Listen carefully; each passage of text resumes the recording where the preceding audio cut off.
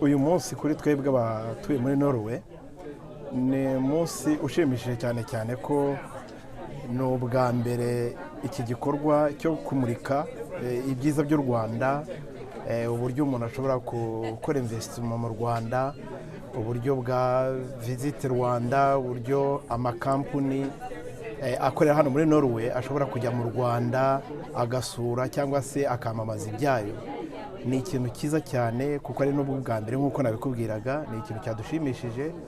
Nkatwe rero muri komite ya Rwanda Community bahangaha nk'abanyarwanda batuye aha, byanatunejeje birengeje kuko ambasade yacu yadutumiye ikatubwira iti muze dufatanye kwakira abashyitsi, kandi noneho tunafatanye kwakira abo bashoramari bari mu gihugu mutuyemo. Ni ibintu rero bifite ishema ku gihugu cyacu, bifite ishema kuri community yacu, kandi byabaye byiza kuko urumva aha baje ururimi rwaho turaruzi, ibyo bakunda n'ibyo banga, kubera yenda igihe tumaze hangaha tuba tubizi.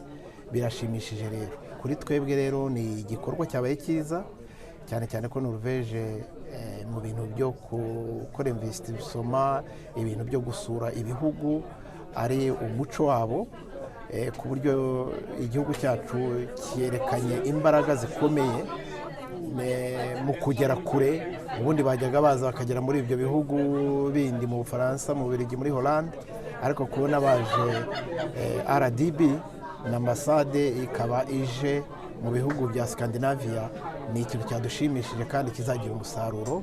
Nk'uko mwabibonye rero byitabiriwe n'abantu batandukanye, amakampani yagiye akora presentation agiye atandukanye, ariko nkavuga nti ubutaha bazaba benshi kuko ni byiza ko turi hano. Tuzabwira n'abavandimwe bacu b'abanyarwanda, bareba inshuti, bareba amakampani ari aho bakora, ari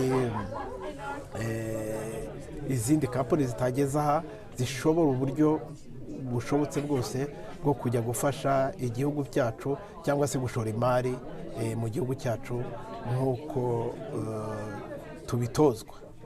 Byadushimishije rero, ni igikorwa cyiza cyane.